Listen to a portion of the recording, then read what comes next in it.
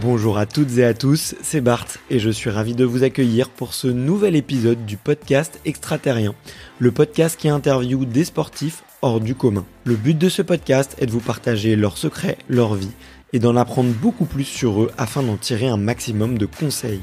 Donc si vous aimez le sport, l'aventure, le développement personnel ou que vous aimez simplement vous inspirer de personnalités remarquables, alors ce podcast est fait pour vous. Juste avant de commencer, j'ai quelques messages à vous faire passer. Si c'est la première fois que vous écoutez le podcast, je vous remercie d'être arrivé jusqu'ici.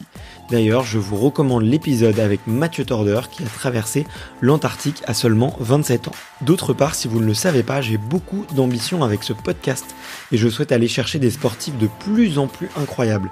Et j'aimerais vraiment interviewer vos sportifs préférés. Sachez que l'un des meilleurs moyens de les convaincre de participer, c'est notamment de leur montrer que vous êtes nombreux à adorer le podcast sur les réseaux sociaux et sur les notes iTunes. Donc si ce n'est pas encore fait, allez mettre une note sur Apple Podcast ou iTunes, c'est vraiment ce qui m'aide le plus à inciter des sportifs connus à venir témoigner. Si vous écoutez plutôt sur Spotify, vous pouvez très facilement le partager en story sur Instagram, taguez-moi et je vous repartagerai. J'en profite donc pour vous rappeler le nom du compte Instagram, c'est extraterrien.podcast. Suivez-le et vous y retrouverez les coulisses du podcast. C'est aussi un excellent moyen de me faire vos retours et de me suggérer des invités. Enfin, j'ai aussi créé une newsletter que vous pouvez retrouver très facilement dans Google en tapant Extraterrien Newsletter. C'est le premier lien qui remonte. J'y partage des bons plans santé, matériel, préparation mentale, des livres, des documentaires qui m'ont beaucoup inspiré. Allez, je ne vous embête pas plus et je laisse place à mon invité du jour. Salut Benjamin. Salut. Écoute, j'espère que tu vas bien aujourd'hui. On est récemment déconfiné. J'ai cru lire un petit peu dans la presse que tu avais du mal à tenir en place pendant ce confinement, que ça avait été assez dur pour toi. Là, c'est bon, ton énergie se libère un peu. Oui, en plus il fait beau, on peut profiter du soleil. Après, j'étais pas trop mal dans les conditions de mon confinement, puisque du coup j'ai un tapis roulant, j'ai un home trainer connecté, donc j'étais bien dans mon garage, j'ai pu m'entraîner correctement. Donc après c'était juste un peu les grands espaces qui me manquaient. Ouais, je peux comprendre. Ça me manque vraiment de voir un petit peu de verdure, la nature et des paysages sans fin. C'est sûr que je pense que c'était le plus dur finalement pour beaucoup de sportifs, en tout cas des sportifs outdoor. Donc en tout cas, c'est cool si tu avais du matériel. Bah écoute, comme je te le disais juste avant, la première question, c'est la tradition sur le podcast. C'est un petit peu de comprendre quel est ton premier souvenir de sport. Moi mon premier souvenir de sport, ça va être ça va être avec mon père. Ça va être mon père en fait, parce qu'il était coureur cycliste, donc en fait moi j'ai été bercé un peu avec le monde du vélo, à d'abord le suivre sur les courses, puis après l'accompagner, lui surtout en cyclocross, lui garder la paire de roues pour le change, tout ça. Donc c'est vraiment en fait mes premiers souvenirs de sport, c'est surtout par rapport à mon père. Ok, donc tu l'accompagnais, c'est toi qui faisais son assistant technique C'est ça, et tu son l'accompagnais dans ses mécano. cours. Après, j'ai un grand Ouais, c'est frère, le donc mécano. le grand frère, lui, se chargeait du vélo, donc il fallait nettoyer à chaque tour. Il y avait deux vélos et à chaque fois, lui, on avait un, et puis fallait nettoyer parce que c'était les cyclocross souvent boueux. Et moi, j'avais une paire de roues en cas de crevaison sur le parcours. Il fallait Ok. être là pour qu'il puisse changer, quoi. Ah, trop marrant. Et du coup, ça t'a donné un peu l'esprit de compétition? À cette époque-là, je dois dire que quand t'es jeune, ça m'a plutôt dégoûté un peu, surtout du vélo, parce que voilà, on est jeune, on est un peu débile, et puis il faisait froid l'hiver, donc du coup ouais, ça te motive pas trop. Tu te dis ouais, je passerai pas tous mes dimanches à faire ça, et puis au fur et à mesure, tu te laisses prendre par le virus du sport. Ouais. Et à quel âge t'as commencé à faire du vélo de manière sérieuse? Moi, le vélo, j'ai commencé tard. J'ai toujours fait un peu de vélo parce que voilà, mon père a toujours voulu qu'on fasse un peu de vélo. Après, nous, c'était pas avec mon frère, c'était pas trop notre envie. Mais moi, j'ai Ok. commencé, j'avais 8 ans, la course à pied. Donc j'ai surtout commencé la course à pied. Ça a été plus tard le vélo. Ok, ok, d'accord. Et tu faisais de l'athlète du coup, j'imagine. Oui, voilà, à 8 ans, j'ai commencé la course à pied parce que j'étais asthmatique, donc c'était pour développer mes bronches et commencer à me soigner un petit peu. C'est le médecin qui avait préconisé ça. Ok. Et puis au début j'avais pas le droit de faire de compétition, puis après les entraînements c'était un peu la garderie, quoi. J'avais pas cette passion encore. Puis tout doucement c'est quand même arrivé. J'ai vu que sur le fond j'étais pas mauvais, je prenais du plaisir. Donc voilà, ça a fait son bonhomme de chemin. J'ai fait quelques coursettes par chez moi. Et puis j'ai commencé à aimer ça. J'ai commencé à être devant. Donc après, forcément, ça fait effet boule de neige et on veut aller plus loin. Ok, d'accord, ouais. Et c'est à quel âge du coup que tu réalises ça à peu près? Je pense que mon plus gros déclic, il a été en minime 2. Donc minime 2, je saurais même pas dire quel âge j'avais, mais par chez moi, il y avait une course qui s'appelait la Corrida des cours. C'était le Ok. rendez-vous incontournable tous les ans. Donc sur la course élite, sur la course des As, il y avait les meilleurs Kenyans, les champions du monde de cross, il y avait Paul Tergat, tout ça. Même Ah ouais. une année quand j'ai gagné, c'est Paul Tergat qui m'a remis la coupe. Donc ça faisait, quand t'es gamin, ça fait rêver un peu. Donc ouais, Ouais. cette course-là, quand j'étais jeune, je l'ai gagnée de minime 2, ouais. Je l'ai gagné 5 années de suite en fait. D'accord. Et du Ouais. coup, je pense que c'est là en fait, sur une grosse course comme ça, de commencer à gagner. Je me suis dit, tiens, j'aimerais bien un jour porter le maillot de l'équipe de France et tenter, voilà. À l'époque, c'était qu'en course à pied et Ouais. voir jusqu'où je peux aller. Et puis en fait, une fois en junior, je l'ai eu. Et puis après, tu te laisses prendre au jeu et tu continues, quoi. Ouais. Et du coup, t'as commencé sur quelle distance? Parce que je suis pas sûr d'avoir compris. C'est du 5000? En fait, quand t'es jeune, tu fais un peu tout. Ouais, tu fais un peu tout, ouais. Après, tu te diriges. Il y avait que le 1000 mètres, je crois, à partir de minime. Après, c'est monté à cadet au 3000. Et après, j'ai fait un peu de 1500 steeple. Après, à partir de junior, ouais, je suis passé sur 5000 et 3000 steeple. Ouais. Et à Ok. côté, je faisais de la course en montagne, qui était souvent à peu près à 10 km pour 1000, 1200 de D+. Ouais. Ok, d'accord, ouais. Bon, et j'imagine que papa derrière toi, il devait pousser un peu pour la compète, j'imagine. Ouais, après, ils m'ont jamais trop poussé, mes parents. Ils étaient fiers, hein, que j'ai trouvé ce qui me plaisait. Mais après, voilà, si je voulais arrêter, je pouvais arrêter. Et c'est plutôt moi qui étais motivé. Après, du coup, ils m'ont très vite accompagné. Quand t'es jeune, de toute façon, si t'as pas tes parents derrière toi pour t'accompagner aux compètes, Ouais. aux entraînements, pour te payer les équipements, tu peux pas aller très loin. Hein. C'est comme pour beaucoup de choses, comme pour les études. Donc oui, Ouais, bah ouais, c'est clair. j'étais quand même fier. Et puis moi, c'était ma fierté, c'est que quand j'étais jeune, dans le journal, on me dénommait sous le fait que j'étais le fils de mon père, en fait. Ouais. C'est plutôt lui qui avait un nom, et au fur et à mesure, j'ai réussi à inverser les choses, et c'est plutôt lui qui est devenu mon père. Et ça, c'était ma petite fierté. Ouais. Ok. Ouais, c'est marrant que t'en parles parce que mais c'est un sujet que je voulais un peu aborder sur le podcast et justement c'est une bonne occasion. C'était pas dur pour toi au début en fait d'avoir un papa qui était quand même assez connu dans le milieu, qui a remporté quand même quelques trophées quoi. C'est pas quelque chose qui mettait la pression ou c'était un truc que tu gardais pour toi et puis tu t'es dit un jour ça sera à mon tour. Ouais, je sais pas si ça mettait vraiment la pression. Après, en plus, il y avait aussi, il y avait mon grand-père qui était juge arbitre, je crois, en vélo. Il y avait son frère, Ah ouais. un des frères à mon père aussi qui avait fait du vélo. Ils étaient plusieurs à avoir fait du vélo. Donc le nom était assez connu, en tout cas dans la région. Donc oui, après ça peut mettre un peu la pression, mais ouais, j'ai plutôt pris ça comme un petit défi et puis essayer de faire un peu de perpétuer le nom familial. Ouais. Ouais, ouais, ouais. Non, et puis bah après, j'imagine quand même que ça aide d'avoir un peu quand même des parents qui ont fait un peu du haut niveau parce que comme tu l'as dit, tout de suite ils peuvent s'impliquer, ils peuvent t'accompagner, ils savent mettre des choses en place en fait et ils le font avec bonne intelligence généralement et c'est super cool quoi que t'aies pu avoir accès à ça. J'imagine Ouais, c'est que bien. Et puis surtout, j'ai pas connu un peu ce qu'on peut voir sur les terrains de foot, les parents un peu trop présents qui forcent un peu les gamins ou qui sont ouais. insultants envers l'arbitre, tout ça. Enfin, moi, c'était plutôt, c'est toujours rester bon enfant et c'est sûrement pour ça que j'ai continué et que je suis resté motivé. C'est parce que c'était pas une pression telle qui fait que j'aurais pu craquer, quoi. Ouais, ouais, j'imagine.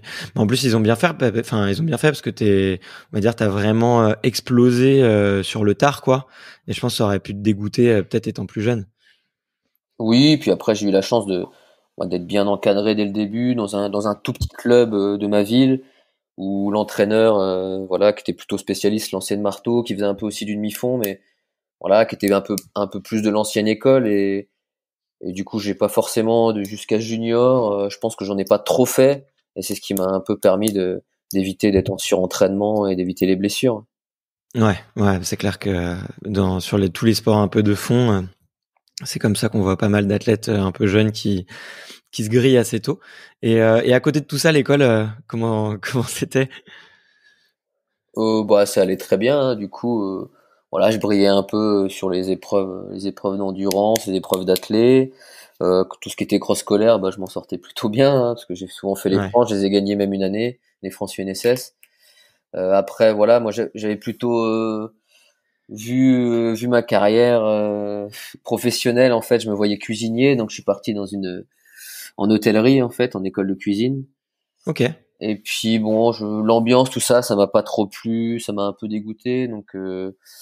Donc en fait, le sport, ça commençait à plutôt bien marcher. Donc j'ai eu mon diplôme, mais après je me suis plutôt orienté dans une filière un peu sportive par la suite. Donc maintenant je suis maître nageur, même si c'est pas forcément ce qui me faisait rêver au début. Je trouve que c'est un premier pas, un premier pied dans le monde professionnel. Et c'est assez intéressant parce qu'il y a de l'enseignement. Donc il y a un côté un peu social, c'est pas mal avec le public de dialoguer, donc ça me plaît assez. Peut-être que ça évoluera un peu par la suite, mais au moins c'est un ouais. métier qui me permet de pouvoir continuer à m'entraîner correctement, et pour le moment c'est ça le plus important. Ouais, c'est génial. Et puis bon, tu restes quand même au contact de gens sportifs, donc tu vois, c'est quand même plutôt agréable. Et du coup, dans tout ça, à quel moment tu découvres un peu le duathlon? J'ai cru comprendre, si je dis pas de bêtises, que c'était il y a 8 ans, en 2012. C'est à peu près ça?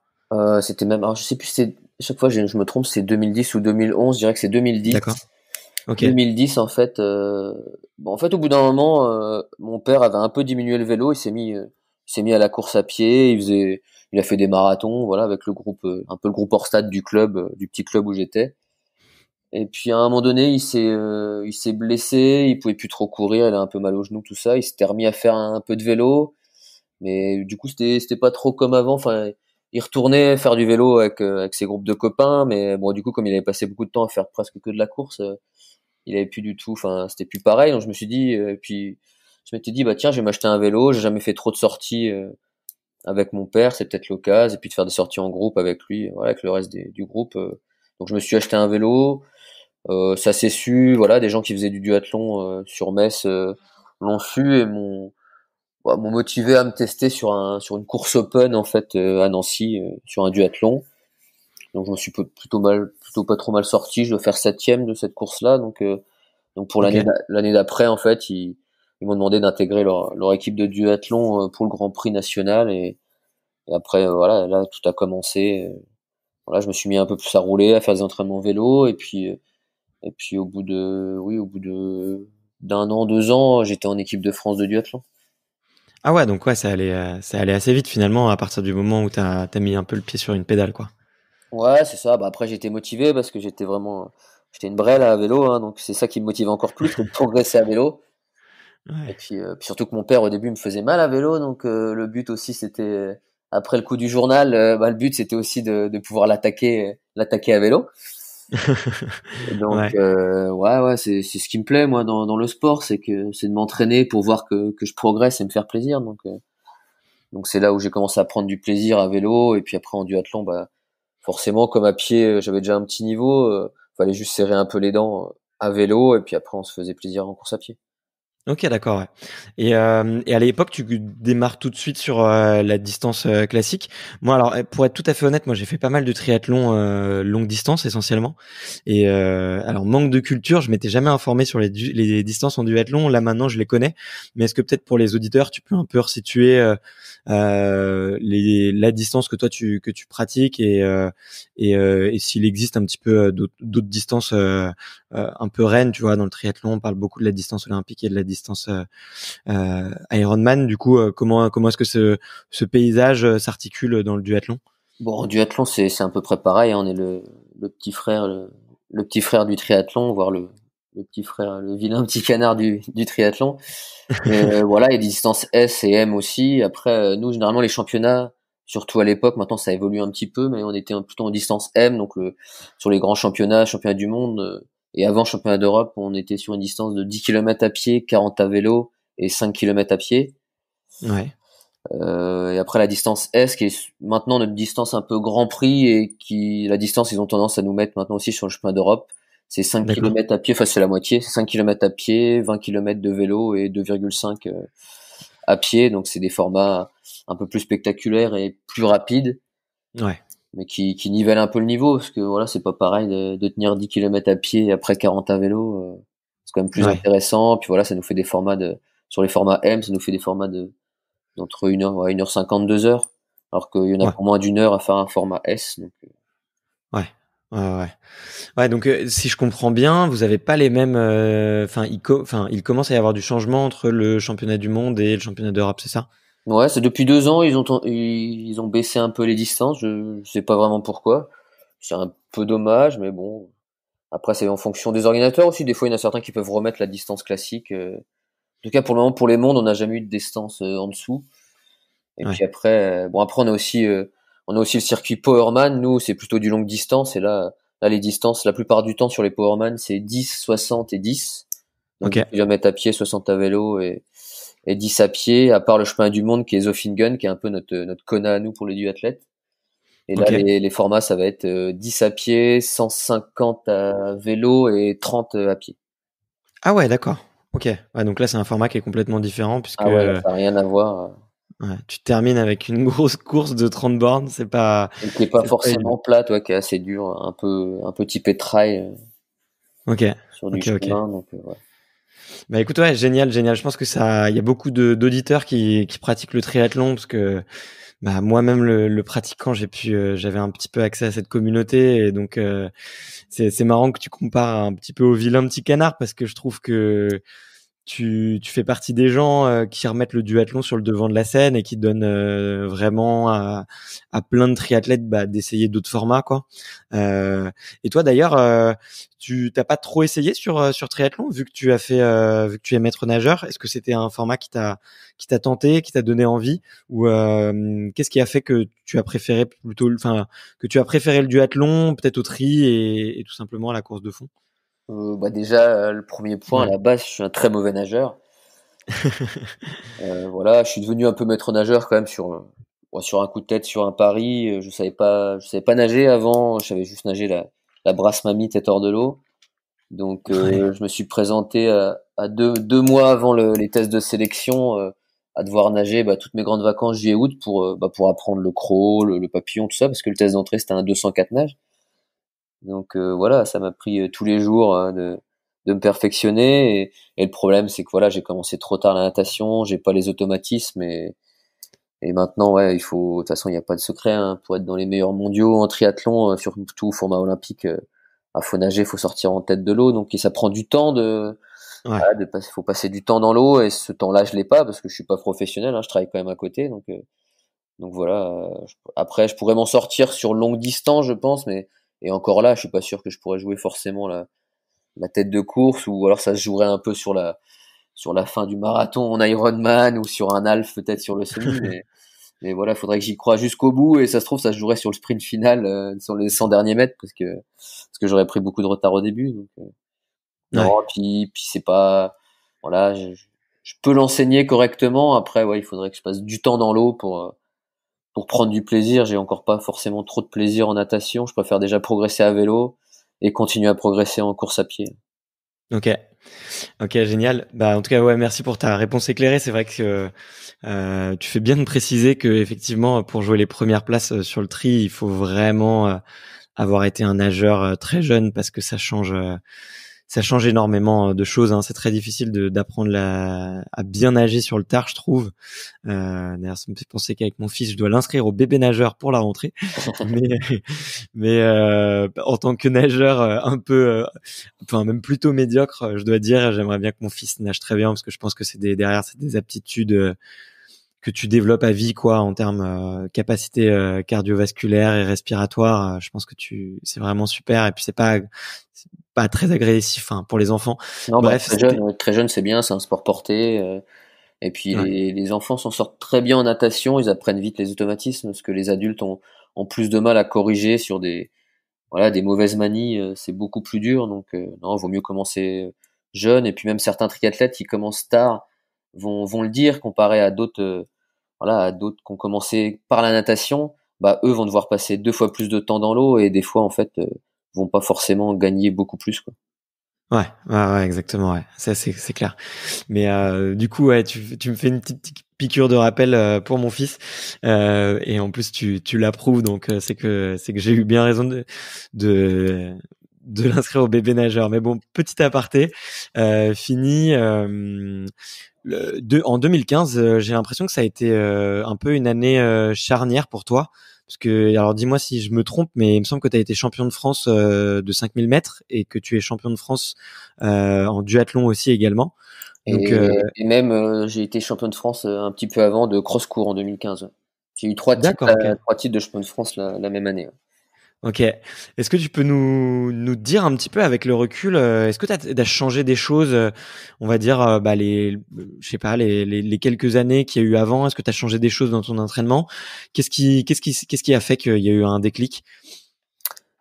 Bah déjà, j'ai eu un changement d'entraîneur en course à pied quelques années avant, et puis surtout, bah il y a pas photo, hein, il y a eu en fait l'entraînement croisé avec le vélo, parce Ouais, au début quand j'ai commencé le duathlon, je faisais juste des sorties de groupe, ouais, et après je me suis quand même intéressé aux capteurs de puissance, aux vrais entraînements. Donc là, j'ai pris un vrai coach vélo, et forcément j'ai progressé en vélo, et quand j'ai progressé en vélo, bah parallèlement j'ai progressé en course à pied, donc ça a porté ses fruits en 2015. Après, je suis peut-être tombé aussi sur une année où voilà où j'ai eu les bonnes courses, où il manquait des gens. Mais voilà, comme j'avais eu un petit niveau qui était plutôt sympa, voilà, je m'en suis bien sorti. Hein. Ça a d'abord commencé donc l'hiver, ouais, avec le titre de champion de France de cross-court. Après, ça a continué. Je crois que c'est d'abord j'ai dû faire ouais, champion de France de duathlon. Et puis après, ouais, bah l'été sur le 5000 au France Elite. Donc c'était belle. plutôt une bonne année. Ouais, c'est clair, c'est clair. Bah, ça te met un peu sur le devant de la scène. J'ai l'impression que ça t'a propulsé vraiment cette année-là. Tu parlais ouais, d'une évolution avec les capteurs de puissance. C'était, comment ça se fait que tu sois arrivé un petit peu tard? C'était au début, peut-être, tu voulais pas professionnaliser ton entraînement de vélo. Et qu'est-ce que toi, ça t'a appris en fait d'utiliser, enfin, d'avoir une approche un peu plus orientée sur la donnée et la technologie? Enfin, déjà au départ, c'est parce que ça coûte un petit billet quand même, faut pas se le Ouais, cacher. faut Un se le dire. capteur Ouais. de puissance, voilà, ça vaut un peu d'argent, surtout si on veut quelque chose de précis. Et puis après, moi, je suis plutôt un peu geek quand même. Hein, j'aime bien tout ce qui est gadget et tout, et ça, pour le coup, c'est pas un gadget, c'est vraiment utile en vélo.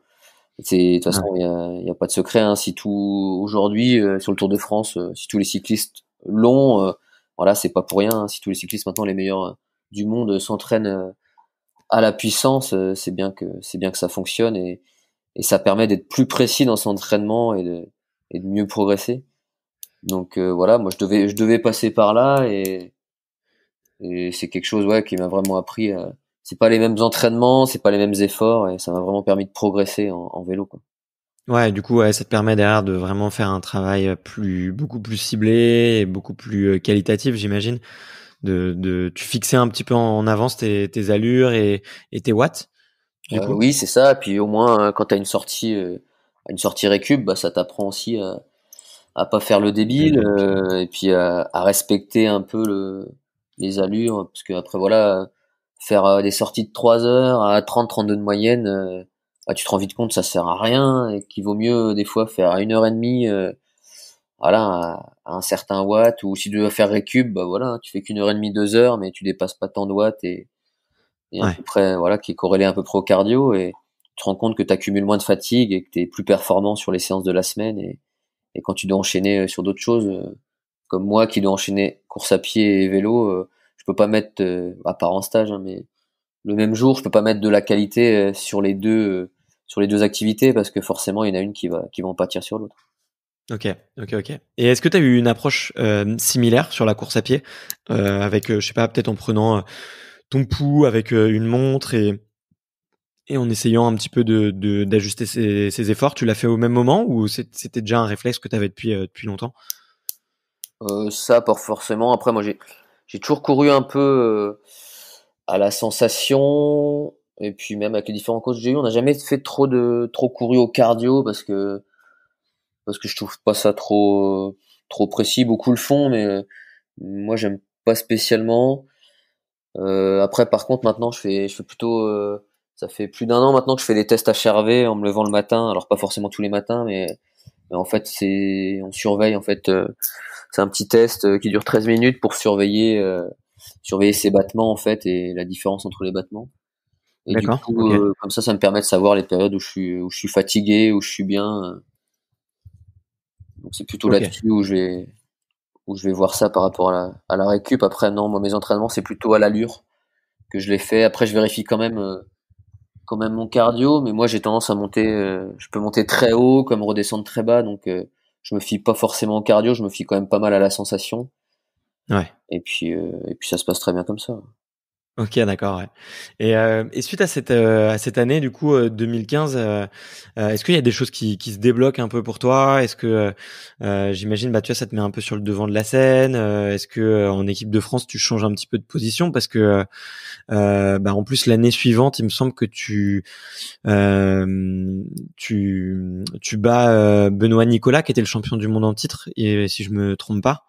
Est-ce que du coup ça te fait un peu changer de posture et tu sens que tu es sur une rampe de lancement et que derrière derrière toutes les étapes vont suivre? Bah, en athlée, ça va pas forcément changer grand-chose.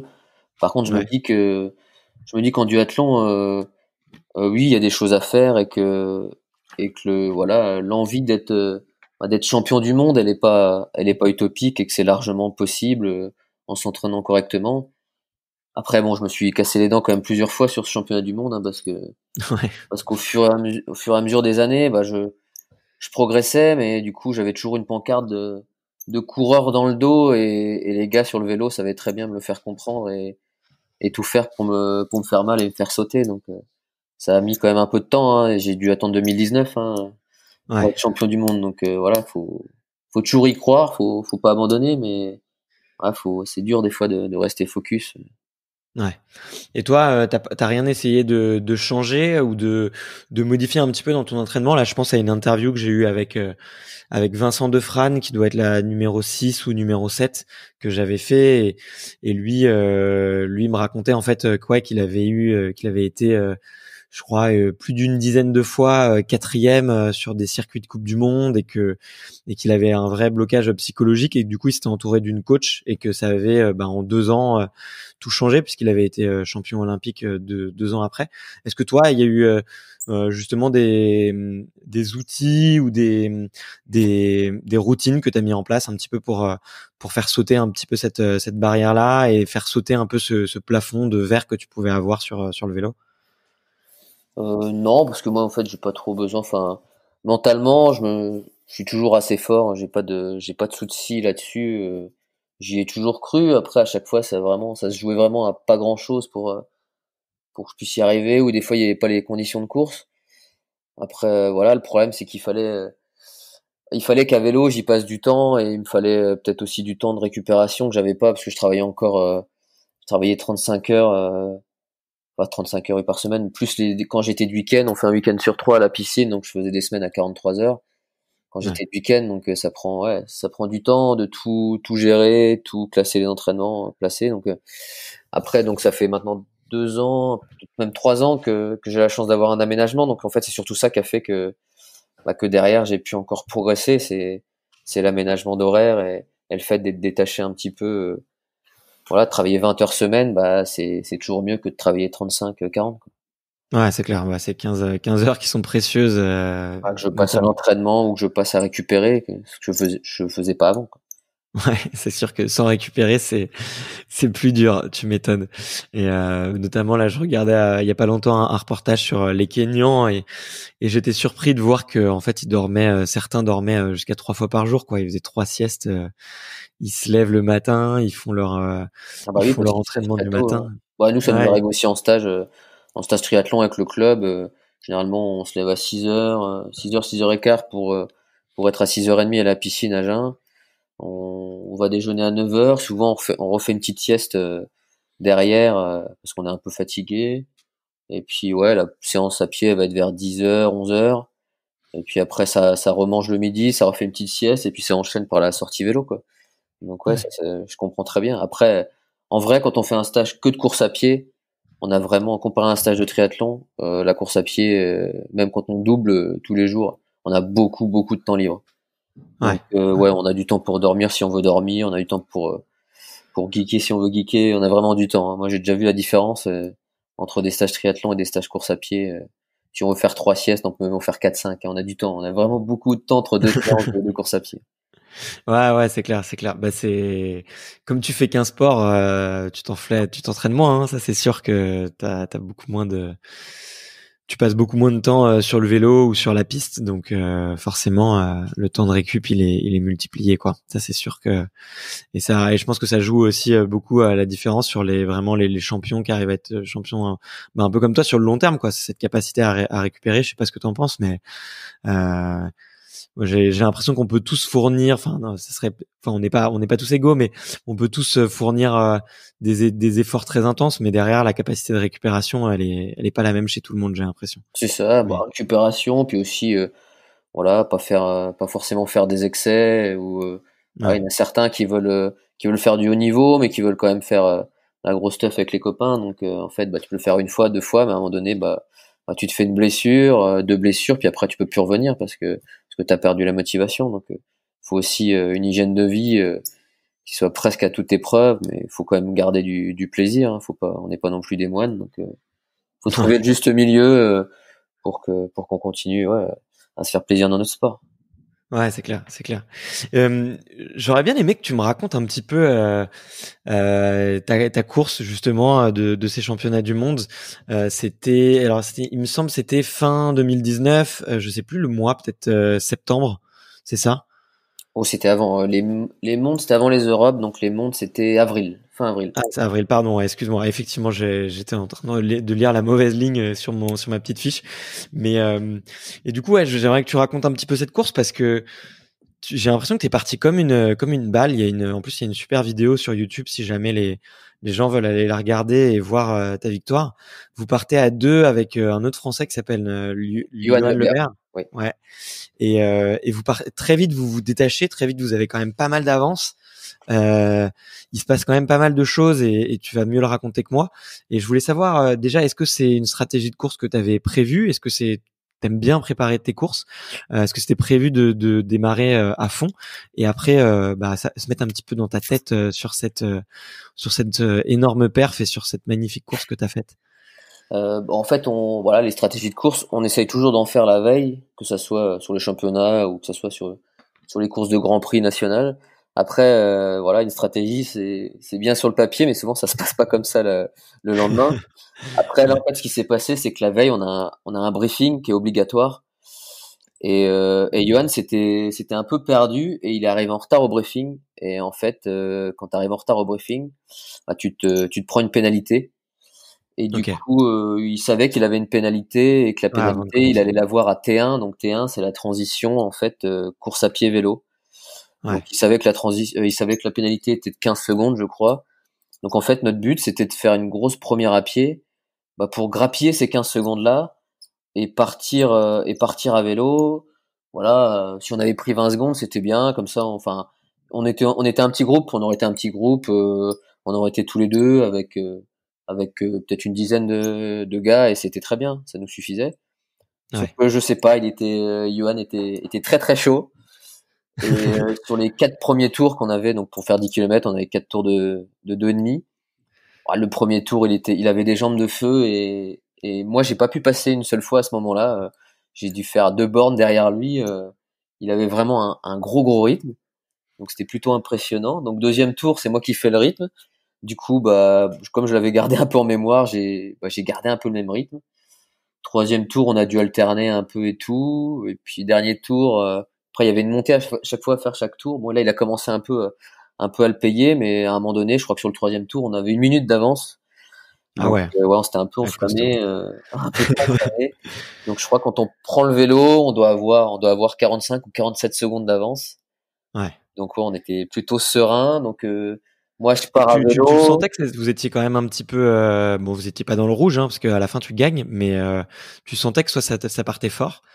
Ah bah je voyais qu'on allait faire un on allait faire un 10 bornes en moins de 30 minutes, mais après, moi, maintenant, c'est plus des allures qui me font peur, donc ça me dérangeait pas plus que ça. Je me dis que on leur avait fait le coup l'année d'avant sur les chemins d'Europe où on avait tout fait, la course tous les deux, même le vélo, on fait les 40 bornes à deux.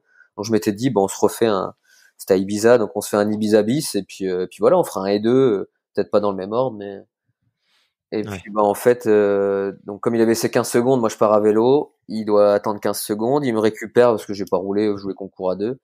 Sauf Ouais, que tu l'attends un peu, ouais. sauf on avait peut-être trop appuyé à vélo. On fait un tour, on fait deux tours et on a laissé tomber au deuxième tour parce que derrière il s'était trop organisé, il revenait vraiment fort. Donc voilà, on allait au suicide et on aurait perdu de l'énergie pour rien. Donc après on a attendu les autres. Ils étaient un petit groupe d'une quinzaine, je crois. Donc voilà, ils reviennent sur nous. À la fin, il y a un Anglais, et un Hollandais, je crois, qui arrivent à partir, mais ils prennent rien. Ils doivent prendre 10 à 15 secondes. Donc voilà, je savais que c'était encore jouable. J'étais pas sûr. En tout cas, je savais que le podium était jouable. Et après, bon, j'ai débranché le cerveau quand j'ai posé le vélo et je suis parti en chasse tout de suite. Les Ouais, deux. t'es combien à la fin, à la T2? Bah, en Ah, plus, moi, vous êtes en groupe, du coup. ouais, moi je pose jamais. Moi, j'aime pas poser forcément devant, donc je me pose toujours un peu derrière. Après, je fais une assez bonne transition pour partir vite. Je dois partir. J'étais sixième, je crois, sixième. Après, je commence à doubler tout le monde. Donc en plus un des poursuivants, enfin des échappés, on le rattrape assez vite au bout de 400 mètres, donc il restait plus que l'anglais devant. Et l'anglais, je le récupère au bout d'un tour, donc après je sais que je suis seul vers la victoire, même si derrière ça courait quand même bien. Voilà, je savais à 2 kilomètres de l'arrivée, je savais que c'était bon et que Ouais. je pouvais un peu profiter, même s'il fallait pas baisser les bras et garder le rythme quand même. Ouais, ouais, bah moi j'ai été impressionné un peu en regardant encore cette vidéo, presque de la facilité en fait. On a l'impression que t'as le tapis rouge et que là tu déroules bah, toutes ces années d'entraînement qui payent et t'as l'impression que les planètes s'alignent et que derrière en fait bah ils peuvent pas suivre quoi. Ouais, c'est ça. Bah c'était mon jour, c'était le bon jour. J'étais comme j'ai pu le dire un peu, j'étais dans la zone. Du coup, Ouais, plus rien pouvait m'arriver. Et puis ouais, c'est sûr qu'après il y a plein d'émotions qui arrivent. Toutes les fois où j'ai pas bien couru, où je me suis loupé. Et puis aussi on avait perdu un des kinés de l'équipe de France quelques semaines avant. Donc on était tous ouais, un peu tristes. Ils nous avaient accompagnés sur d'autres championnats du monde. Donc il y a tout ouais. ça qui remonte. Et du coup, ouais, c'est quand on franchit la ligne, c'est vraiment un soulagement. Ouais, tu vois, tu penses à tout ça quand tu passes la ligne et à quoi tu penses d'ailleurs ouais, quand tu passes la ligne, tu te dis ouf, qu'est-ce qui se passe? Tu sens que tu vas t'évanouir ou Bah, c'est vrai que ça jouait un peu sur la course. À l'arrivée, ouais, je pense tout de suite bah, à Jean-Romain, le kiné voilà, qui était décédé. Et puis après, à plein d'autres choses, ouais, j'ai eu pas mal de vagues d'émotions qui sont arrivées d'un coup. Je me suis dit enfin, ça y est, j'ai réussi. Et du coup, ouais, c'est vrai que ça fait bizarre. Après, tout le monde vient t'applaudir ou te féliciter. Donc ça joue encore plus sur l'émotion, sachant que les Espagnols, ils sont assez forts pour ça. Il y a toujours beaucoup d'acclamations, tout ça. Donc c'était plutôt, ouais, c'était vraiment sympa. OK, OK, OK. Bon bah ouais, génial. En plus, ouais, il y avait l'air d'avoir une bonne petite ambiance.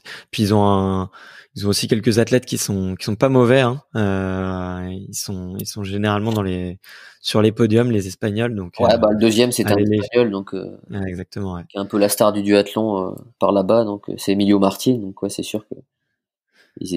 étaient aussi fiers. Ils auraient préféré qu'il gagne, mais bon, du coup il a fait. Ouais. Et la même, bah, du coup, quelques mois plus tard, tu fais rebelote au championnat d'Europe, c'est ça? C'est ça, on prend les mêmes et on recommence à peu près. Et puis Ouais. la course a quand même été très différente. Déjà, elle était sur un format plus court, donc ouais, sur 5, 20 et 2,5. Et, Ok. et ouais, j'ai eu la chance. Bah, du coup, Johan qui avait réussi à s'échapper à vélo, pas de bol, en fait, il a percé, il a crevé son pneu. Du coup, bah, ça nous a laissé le champ libre. En plus, la course était un peu stratégique. Personne n'a vraiment voulu s'échapper à vélo. Enfin, on a un peu Ça se roulé regardait. en facteur. Ouais, ça s'est regardé un peu tout ça.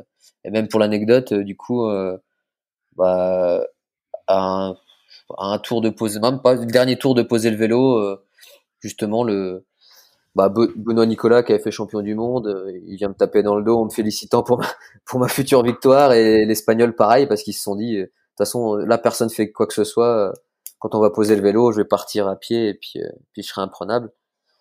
Ouais, ça a été plus dur que ça, mais c'est vrai que dès qu'on a posé le vélo, je savais qu'il y avait que 2 km et demi, donc malgré la chaleur, il fallait juste partir très très vite et tout donner pour aller au bout. Et j'ai eu la chance que les gens me répondaient bien, donc j'ai pu enchaîner les 2 titres, champion du monde, champion d'Europe.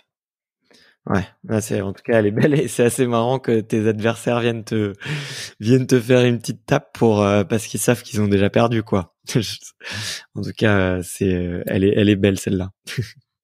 Mais c'était peut-être pas tu penses pas que c'était un coup d'intox un peu de leur part? Oh, ça aurait pu, surtout que moi je l'aurais dit surtout à Benoît, je dis attendez, la course elle est pas terminée, il peut se passer plein de choses encore, hein. Moi aussi je peux percer, je peux tomber, ou je peux être fatigué, Ouais. il peut vraiment se passer plein de choses, mais ouais, à ce moment donné, je pense que ouais, c'est quand même, il pouvait plus se passer grand chose, donc ouais, il fallait juste être bien concentré, poser le vélo et puis partir, quoi. Ouais, ok. Et mais en tout cas, on sent qu'il y a t'as souvent mentionné Johan et aussi Benoît, tu vois. Chez les filles, je crois que c'est Sandra Levenes aussi qui a Voilà, été Venez, ouais. championne du monde la même année que toi, c'est ça? Oui, Pontevedra, ouais. Et puis elle Ouais, l'avait déjà eu aussi, pareil, je crois à Pontevedra, elle avait déjà été championne du monde, donc. ouais. Et comment t'expliques qu'il y ait une génération qui soit aussi forte et et que en fait on soit une nation, on est une vraie nation du duathlon, quoi. C'est incontestable. Bon, Donc après, quand on parle est-ce que de Benoît et de Sandra, bon, c'est pas une génération aussi, ils sont un peu plus vieux que nous quand même, hein, ils ont la quarantaine. ouais, c'est vrai. Et c'est juste que voilà, hein, ça reste les tauliers, hein, donc ils sont toujours aussi forts, donc il faut toujours s'en méfier. Après, voilà, c'est juste que nous, on a la chance d'avoir une fédération qui joue quand même le jeu du duathlon.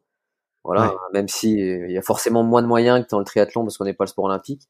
La Fédé met quand même les moyens et nous aide beaucoup. Et ça, d'ailleurs, je veux les remercier parce que sans eux, voilà, on serait rien du tout. Et nous, on le sait, en discutant avec les autres fédérations, certains viennent à leurs frais, payent leurs équipements. Donc, toutes les fédérations sont pas logées à la même enseigne. Donc, nous, on a plutôt de la chance en France d'être soutenus. Et du Ouais. coup, grâce à ça, forcément, ça nous permet de perfer, hein. On est tombé, on est tombé sur les bons athlètes qui font que ça permet de faire des courses, souvent des courses d'équipe, et derrière, voilà, ça paye. Ouais, c'est clair, c'est clair. Bah, en tout cas, merci de les remercier parce que j'ai pas toujours eu, enfin, tu vois, selon les sports, il y a pas toujours le même son de cloche sur les fédés et sur l'investissement finalement que mettent les fédérations dans certains sports. Et en tout cas, bah voilà, et c'est bien de féliciter quand le travail est bien fait, que les moyens sont là et que derrière le travail paye, quoi. Plus, mais ils sont quand même très présents, et heureusement qu'ils sont là et que la fédération est là, sinon le Ouais, duathlon resterait un sport très mineur. Donc on a quand même de la chance. En plus, on est souvent un peu sur la sellette parce que comme on est le sport olympique, on est quand même considéré sport de haut niveau, mais il suffit d'un rien pour que ça bascule. Donc pour le ouais. moment, on est quand même privilégié. Ok. Ok, trop cool. Et bah dis-moi si je me trompe, il me semble avoir vu une couverture de magazine mars 2020, donc juste avant le confinement, où t'es devant Alistair un Brownlee. des frères Bromley. Ouais, exactement. Et alors bon, pour les auditeurs qui ne le savent pas, il y a deux jumeaux dans le triathlon, Alistair et l'autre, j'oublie toujours son nom. Jonathan, effectivement, merci de me corriger. Qui sont un peu des légendes vivantes parce que c'est deux frères. Il y a eu des vidéos un petit peu où on voit à quel point ils s'entraident et c'est deux frères assez mythiques. Et toi, t'es devant eux du coup à Et ces championnats surtout, d'Europe. Alistair est quand même double champion olympique de Ouais, triathlon. Donc, ouais, c'est ça qu'il Rio, fallait dire. Rio et Londres chez lui à la maison. Donc voilà, c'est juste le meilleur mondial. En tout cas, dernièrement. Maintenant, on a Vincent Louis, voilà, qui est un peu le leader mondial actuellement. Mais ça reste des grosses références en triathlon, les frères Brownlee. Ouais, Donc, ouais, ça sera peut-être ma seule course de l'année, en tout cas en duathlon.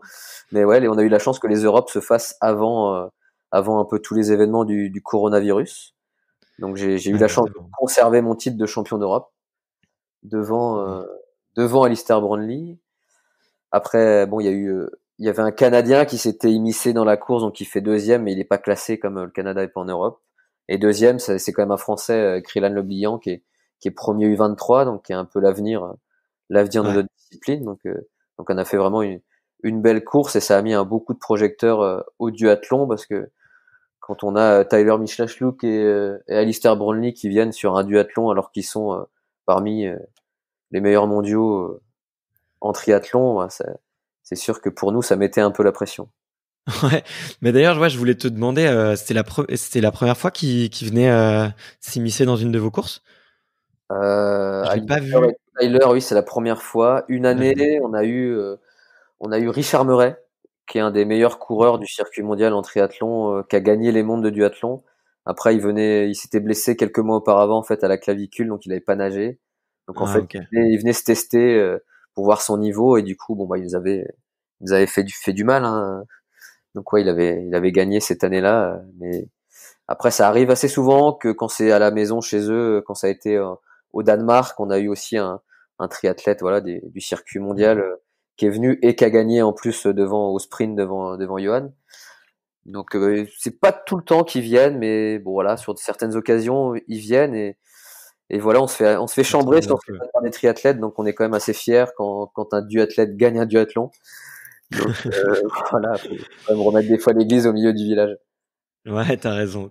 C'est quand même, c'est sûr que ça doit être un peu rageant quand t'as quelqu'un qui pratique un autre sport finalement qui vient et qui sème un peu la pagaille sur une course.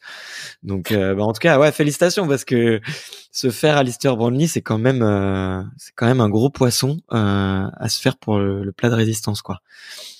Donc, et ouais, ça t'a pas toi perturbé en début de course?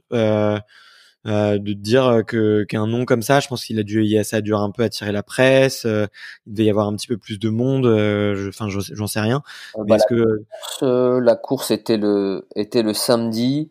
On l'a appris, c'est parce que ça s'est fait très tard, comme leurs triathlons ont été très vite annulés.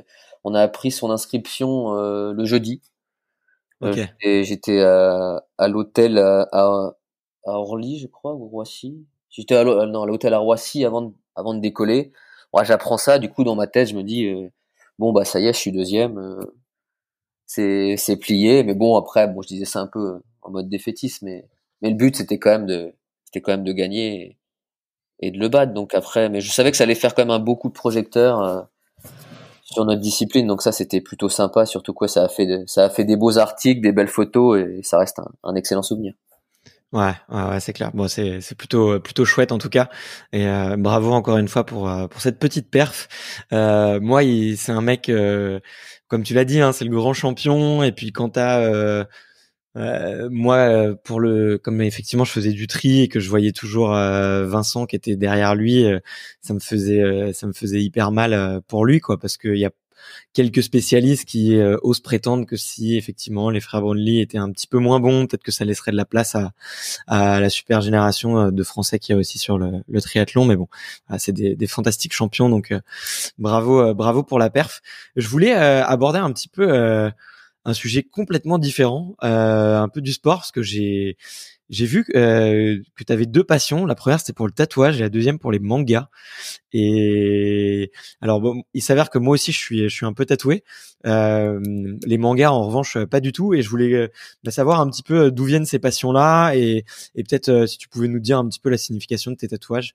Bah en fait, il y a plutôt une passion qui découle de l'autre. En fait, c'est plutôt voilà, je suis passionné du Japon et des mangas et du coup, bah ça a découlé un peu sur le tatouage parce que bah, pour moi déjà les plus beaux tatouages c'est les tatouages japonais des yakuza, tout ça. Enfin, moi c'est le style que j'adore. Ok. Et puis voilà, il y a toute une culture qui va avec qui fait que même si je trouve assez sympa tout ce qui est maori tout ça, mais c'est vrai que je suis plutôt un peu traditionnel japonais. Et ben c'est surtout qu'en fait ouais dans les mangas, alors surtout les mangas de sport, j'adore les mangas de sport en fait, comme j'ai déjà pu le dire dans plusieurs interviews, on arrive vraiment à ressentir cette passion du sport souvent le mangaka, le scénariste, ils arrivent vraiment à bien nous faire, en fait, nous faire ressentir ce qu'on ressent au quotidien dans une compète, à l'entraînement, en fait, toute cette passion. Alors que ça soit pour des sports complètement différents, hein, le basket, le football américain, le tennis, c'est vraiment génial. Hein. C'est que moi souvent j'ai qu'une envie quand je regarde un manga de baseball, bah, c'est de prendre une batte et de taper la balle. Quand je regarde un manga de basket, alors que je suis fin nul au basket, c'est de prendre un ballon et de faire des paniers. Donc ouais, ça vient surtout de ça. Et puis ouais, je trouve que c'est beaucoup plus intéressant que certaines nullités qu'on peut nous montrer à la télé. Donc ouais, que On ça va soit pas en les citer. anime ou en manga, j'adore lire aussi. Et vraiment presque uniquement ouais, que du manga, pas trop comics, plus vraiment l'univers japonais. Et comme bah, Ok. dans cet univers-là, souvent, bah il y a des personnages qui sont tatoués, où ça va un peu de pair tout ça, et où ça va de pair avec la culture japonaise. Et du Ouais. coup, oui, donc un de mes tatouages sur le torse là qui remonte un peu dans le cou, bah ça vient d'un manga, ça vient de Dragon Quest. Donc en France c'était Fly. Du coup c'est son symbole à lui.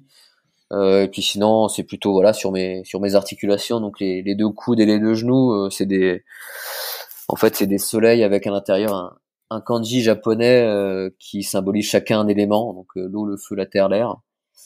Et c'est vrai que ça fait des années que je me dis que je vais faire les bras en manchettes japonaises, ou en tout cas en assimilé manchettes japonaises. Et pour le moment, j'ai toujours un peu retardé l'échéance. En plus, en bossant à la piscine, c'est un peu compliqué. Mais, Ouais. mais c'est dans l'idée. Après, il faut que je finalise un peu les dessins, l'envie, mais ça se fera certainement. C'est toi qui les dessines à chaque fois ou Pas on va complet. dire. Après, je décalque beaucoup. Je prends l'inspiration, Ok. mais oui, j'essaye quand même que c'est une signification pour moi et que ça soit du perso, quoi. Ok, d'accord, ouais, génial, génial. Et parmi tous les mangas que t'as lus, moi je connais pas du tout cet univers. Si tu devais me recommander un ou deux mangas justement qui retranscrivent vraiment l'univers du sport et la passion pour le sport, ça serait lesquels que tu me recommanderais en priorité? Oh, il y en a tellement. Après, à la base, mon manga culte, ça reste quand même l'univers des Chevaliers du Zodiac, qui est pour le coup pas D'accord. un manga de sport. Mais dans les basiques, par exemple pour le basket, un ancien manga qui est Slam Dunk, qui est vraiment génialissime parce qu'il mélange un peu des loupards, tout ça, mais aussi avec cette passion du basket. Et sinon, ouais, sinon de toute façon c'était cultissime. Enfin, Olive et Tom, Captain Tsubasa, du coup, c'était vraiment Ouais. pour le football, c'était cultissime, et ça, il y avait une réelle passion. Après, maintenant, il y a des choses plus récentes qui sont tout aussi bien. En ce moment, il y a IQ qui est sur le volley et qui est vraiment très bien. Et alors que le volley, on a eu plutôt Jeanne et Serge et d'autres choses comme ça, qui sont bien aussi, hein, mais là, ça reste un peu plus masculin, et du coup, ça donne vraiment envie, parce qu'on trouve souvent que le volley, c'est un peu féminin. Et là, ça donne Ouais. vraiment envie, pour un garçon en tout cas, de se mettre au volley et de trouver que et pour avoir eu la chance d'avoir donné un coup d'envoi d'un match de volley ici sur Nancy, bah, j'ai été beaucoup plus impressionné de voir une équipe de volley jouer en fait qu'une équipe de basket. Ok. Donc Ok. non, plutôt des mangas intéressants. Ce qui est dommage, c'est qu'il n'y en a pas sur le triathlon ni la course à pied. Il y a des mangas de vélo, il y en a deux surtout. Il y en a un qui s'appelle Yowamushi Pedal, qui est assez drôle et qui est vraiment très bien fait. Et j'ai l'impression des fois de me revoir justement dans une bosse, c'est pour ça que je pense à ça. Ok, ok, ok. Bah écoute, je retiens tous les noms là. J'ai noté Slam Dunk, Wauchi Pedal. Ça peut être hyper cool. En tout cas, merci pour ces petites recommandations parce que je t'avoue que c'est un univers que je connais pas et je voulais comprendre en fait tout simplement un peu le lien et les passerelles que t'en faisais avec le sport Ouais, et avec tes mots, ça ça va, ça découle. va vite aussi, c'est que je suis né en 86, donc je fais partie de la génération un peu Club d'eau, Club Dorothée. Et Ouais, forcément, on a été élevé avec des choses comme ça, Ken le Survivant, Cheveux du Zodiac, Dragon Ball Z, et après, bon, on se laisse. Après, ça a découlé sur d'autres univers, mais c'est vrai que ouais, j'ai très vite eu cette passion du manga plus que sur d'autres dessins animés. ouais. Ok. Ok, ok. Bon bah on attend avec impatience tes manchettes en tout cas et pour voir si tu feras des références à des mangas et auxquels en tout cas. Donc voilà quoi. C'est plutôt cool. Mais du coup comme bah tu l'as évoqué, c'est parti d'une passion pour le Japon. Et bon, on est obligé un petit peu d'en parler de ce qui se passe cette année parce que t'as eu ta qualification pour les Jeux sur 5000 mètres, c'est ça? Non, sur marathon. Ah, sur marathon, pardon, excuse-moi. Bah écoute, tu vois, j'avais mal eu l'info. Donc ça montre à quel point t'es un sportif complet et à quel point t'es passionné quand même par les sports un peu de fond. Comment est-ce que t'as vécu un petit peu tout ce décalage? Parce que j'imagine que quand tu gagnes en Espagne là le 7 mars, euh, on est à 10 jours du confinement en France. Tu t'attends pas du tout à ça, j'imagine, et tu penses aux jeux. Comment est-ce que toi tu l'as vécu du coup ce décalage des jeux et comment est-ce que tu vas réorganiser un petit peu ta saison prochaine? Après, en plus, il y a pas mal de choses qui se sont décalées. Après, Ouais, il y a toute moi, la saison. Ouais. j'ai fait ma qualification sur le marathon de Valence, donc au mois de décembre.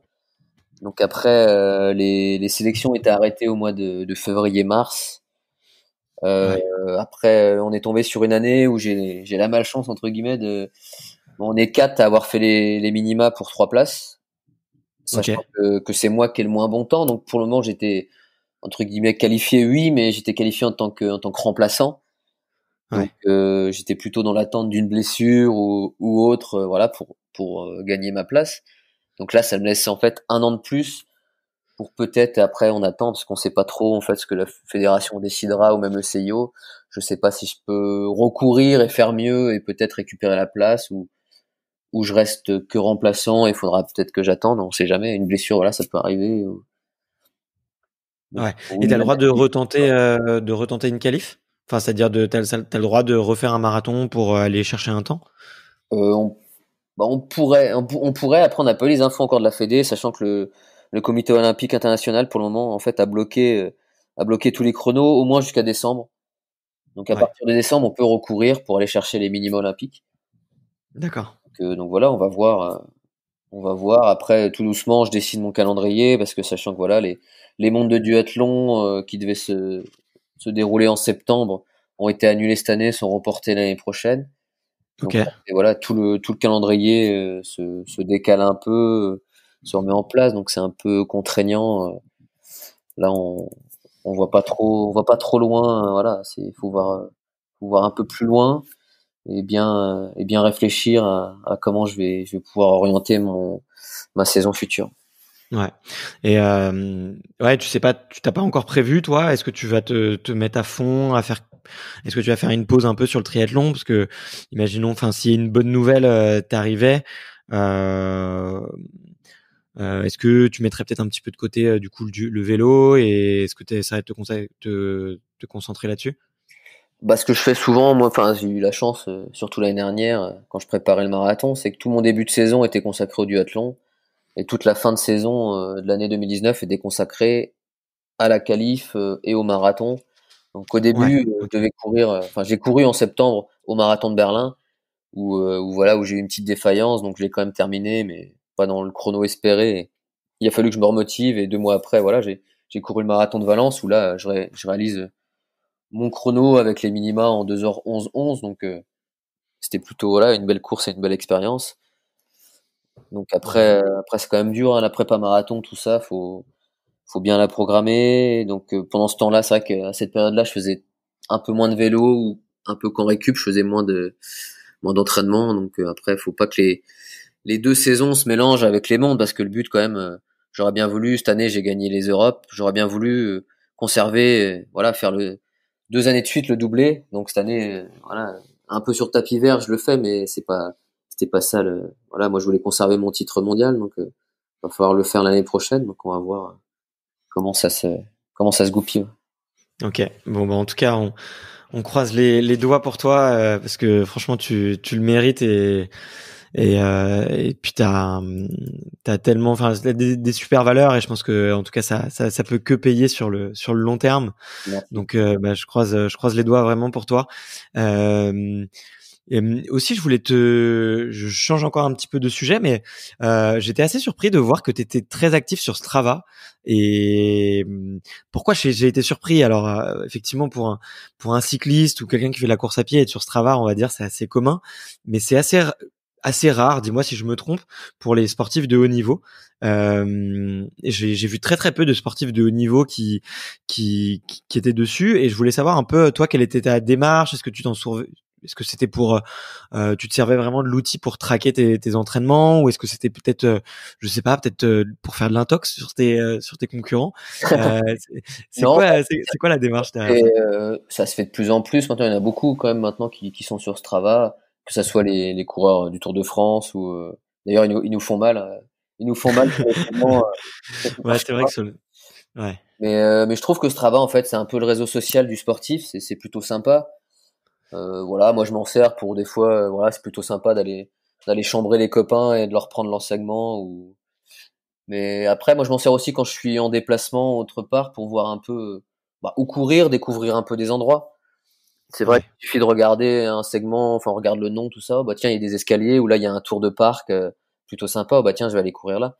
Et c'est vrai que je m'en sers là-dessus, plus comme ça. Et puis aussi voilà, pour faire partager aux gens, voilà, mes différents entraînements. Du coup, après moi je mets pas tout sur Strava, en tout cas pas tout en visible sur Strava, Ouais. et je mets quelques séances clés, tout ça. Où c'est vrai qu'on aime bien, on est plusieurs à faire ça. En fait, on fait un peu de l'intox. Genre avant les gros championnats, il y a une période où on va plus rien mettre et du coup ça va mettre le doute aux adversaires, parce que je me suis aperçu que beaucoup de gens guettaient quand même Strava, et que ça soit aussi les médias étrangers. Hein. J'ai des médias espagnols qui regardent souvent mes séances, donc c'est assez Ok. drôle de se rendre compte de ça. Après, moi, c'est plutôt mon cahier d'entraînement, il est plutôt sur Garmin, mais j'ai tendance à partager pas mal de choses, comme la plupart des choses sur Strava. Ok, d'accord, ouais. Bon bah, je sais que beaucoup d'auditeurs te permettront du coup de te suivre et de voir un petit peu ce que ça donne. Ça pourra. Je sais qu'en plus ça fait toujours plaisir aux sportifs de voir d'avoir un petit coucou des auditeurs. Donc ok, très cool. On se retrouve sur Strava. Mais écoute, juste avant de terminer un petit peu l'interview, j'ai des questions un peu qui sont suggérées par les auditeurs. C'est des questions un peu fun. Ça te dit de te prêter au jeu? Ouais, pas de souci. Allez, la première, c'est de savoir est-ce que tu avais une idole quand tu étais plus jeune? Non, c'est vrai qu'on me pose beaucoup la question. J'ai jamais eu vraiment de sportif ou de personnalité que j'idolâtrais. Non, en plus généralement, ouais, quand j'étais jeune, j'étais pas trop, enfin, j'aimais faire du sport, mais j'aimais pas forcément le regarder à la télé, tout ça. C'était pas mon kiff. Ouais. Ok, d'accord. Donc ouais, pas spécialement de sportif qui Voilà, ouais. t'inspirait ou de rôle modèle, ouais. Ok, J'inspirais plus, voilà, de personnages de manga que de personnages de la vie réelle. ok, ça marche. Comment est-ce que tu fais pour libérer la pression et comment est-ce que tu fais pour t'évader un peu quand t'es un peu stressé? Bah justement, moi j'ai jamais trop la pression, en fait, jamais trop de stress. Ça m'arrivait quand j'étais jeune, justement, je me rognais les ongles ou je me mangeais les peaux des doigts. C'est Ok, comme ça mais en fait j'ai arrêté, et maintenant c'est vraiment il y a plus grand chose qui me stresse. Je prends tout un peu avec philosophie. Je me dis qu'à chaque fois en fait je joue pas ma vie, et même quand c'est un championnat du monde ou une course au jambon du coin, pour moi c'est exactement la même chose. Et que voilà, ouais, après j'ai tendance des fois peut-être un peu avec de l'humour, tout ça, avec des blagues, ça va me permettre de décompresser, et voilà, ou ouais. écouter quelques morceaux de musique, ça peut être sympa pour décompresser. Je me mets un peu dans une bulle, mais non, généralement maintenant je stresse plus trop, quoi. Je prends tout comme ça vient. Ok, ça marche. Et du coup, ouais, t'as mentionné le fait que tu écoutais de la musique. Qu'est-ce qu'on peut trouver dans ta playlist? Bon bah moi ça va être beaucoup, moi ma playlist elle est très métal, quoi. Ok, Très métal métal, japonais du coup ou pas? métal rock. J'en écoute, ouais. Grâce en fait beaucoup de génériques de mangas japonais en fait sont issus Ouais. de la J-pop ou de la J-rock. Donc j'en écoute un peu, mais sinon ouais, après ouais, plutôt rock et metal, et puis un peu de reggae aussi. Ok, d'accord, ouais. Bah écoute, moi j'ai découvert récemment du métal mongol grâce à Ah oui, c'est ceux grâce qui à font, ouais, j'ai déjà entendu. Ouais. Ils font ouais, ouais, avec le raclement de gorge, je sais plus comment ça s'appelle là, le chant diphonique, quoi. Ils font du métal en chant diphonique, et c'est ouais. vraiment pas mal. Ouais, j'ai déjà entendu. C'est plutôt Ouais, exactement. Ouais. Bah, je connaissais pas du tout et là il y a quelques semaines, une personne de mon équipe m'a fait écouter et ça m'a fait, enfin ça m'a replongé en enfance. Donc j'étais assez surpris et il est en train de faire un film dessus, donc ah ouais. c'est plutôt chouette. Donc ok, si tu connais, j'ai rien à t'apprendre. Mais pour rebondir, il y a les sportifs sont toujours, enfin les auditeurs sont très curieux de savoir est-ce qu'il y a un autre sport que tu aurais aimé pratiquer à haut niveau? Bah moi j'ai toujours été un peu sport fun, sport extrême, donc je pense que ouais, quand j'étais ado je faisais du skate. Je pense que ouais, un sport comme ça, un sport de ride, j'aurais beaucoup aimé, ouais, skateboard ou peut-être même surf, un peu voilà cette liberté et en mode un peu ouais, en mode free. J'aurais bien aimé un peu OK. comme dans le film Point Break, à la Buddy quoi, où on attend Ouais. tout le temps sa vague et on est un peu en marge de la société. Ouais, je trouve ça plutôt sympa. Ouais. Ouais, c'est vrai que les surfeurs ont des personnalités un peu atypiques et des vies un peu différentes. Mais pour le coup, c'est pas la routine et c'est pas on va dire la régularité et l'effort qu'il y a dans le duathlon, hein. Je pense que Ouais. c'est pas tout à fait pareil. Euh, Est-ce que tu te souviens du meilleur conseil qu'on t'ait donné? Euh, non, je sais même pas si, ouais, on m'a déjà donné beaucoup de conseils, mais non, il y en a jamais un qui m'a marqué, tu vois, si je prenais une phrase comme ça, tu vois, ça viendrait plutôt d'une phrase, bah, pareil, qui vient d'un manga et en fait, qui disait, ne te fais pas d'illusions, Dieu ne réalisera pas tes rêves. Et je pense que c'est plutôt ça un peu ma ligne de conduite, c'est qu'en fait, faut plutôt croire en soi et avoir confiance en soi pour y arriver, quoi. Ok, ok. Mais elle est pas mal. Je la note. Franchement, ne te fais pas d'illusions. Dieu ne réalisera pas tes rêves. Ok. Mais ok, très très sympa. T'es croyant du coup? Non, plus pas du tout, non, non, non. Non, mais ok. Bon ça. Mais du coup, ça prend une autre connotation. Mais c'est encore plus inspirant, je trouve. Et t'as pas de gris-gris, je sais pas, ou de porte-bonheur avant une course? Non, non, c'est vrai que j'ai rien de tout ça. Non, je mets pas le même vieux slip troué ou les mêmes chaussettes. Non, non, j'ai vraiment rien. Non, pas de Ok. tic, pas de toc. J'ai plus trop tout ça. Non, non. Ok, ça marche, ça roule. Euh, et c'est quoi une bonne journée pour toi? Une journée où à la fin de la journée, tu t'endors et tu te dis, waouh, aujourd'hui c'était vraiment cool. Ah, je sais pas, une bonne journée de stage ou une bonne journée où ça va être, voilà, il va faire beau. Moi, comme aujourd'hui, là, le matin, on part sur une sortie vélo avec les copains. Et puis voilà. Et puis on peut se retrouver le midi tous ensemble autour d'un barbecue. C'est plutôt sympa ou au bord de l'eau et puis on va nager un peu. Je trouve que c'est le genre de journée plutôt cool quoi. Ok. Euh, Tu te vois où dans 10 ans? Bonne question. Ouais, dans 10 ans. Tu sais quoi, avant de te poser la question, je me suis dit, il va pas savoir, il va pas savoir répondre, il va se laisser. Pourtant, je me la suis notée, j'ai réfléchi et même là, je pense que je serai toujours dans le sport, peut-être un peu moins parce que je pense que d'ici 10 ans, j'espère que j'aurai un ou des enfants et voilà, peut-être que j'aurais diminué le haut niveau, mais que je resterai toujours sportif et je me ferai plaisir ouais, sur les sorties vélo, sur les footings. J'essaierai de conserver mes couronnes sur Strava. Ok, ok, ok, ça marche. Et ok, ben la dernière petite question, c'est de savoir si tu pouvais revenir une vingtaine d'années en arrière et aller voir le jeune Benjamin avant de faire sa première course sur les minimes, et que si tu pouvais te glisser un petit mot dans l'oreille à ce moment-là, qu'est-ce que tu te dirais?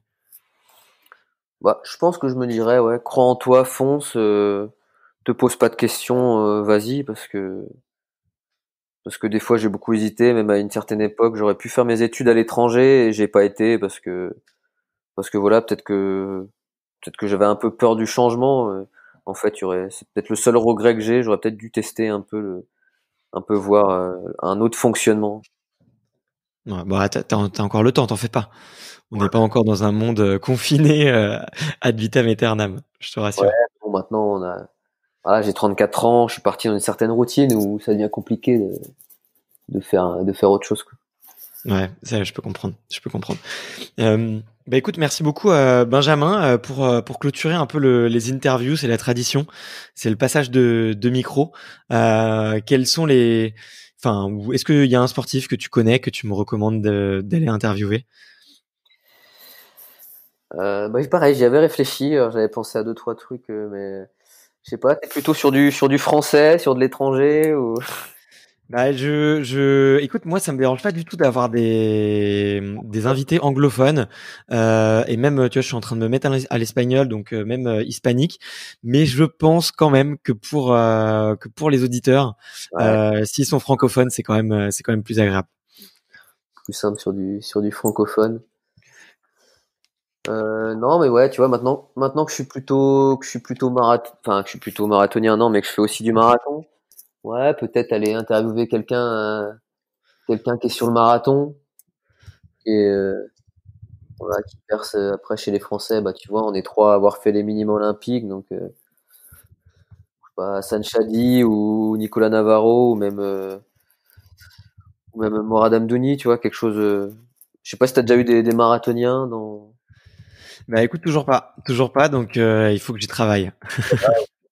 Ou quelqu'un qui a pas mal fait de marathon. Ouais, il y a Benjamin Malati qui est Ouais. pas mal, qui est assez intéressant, ouais, qui a souvent été euh, qui a souvent été bon sur ses marathons et qui s'est très vite mis sur marathon. Ouais. Ok. Je pense qu'il a assez de recul, Benjamin. Ok.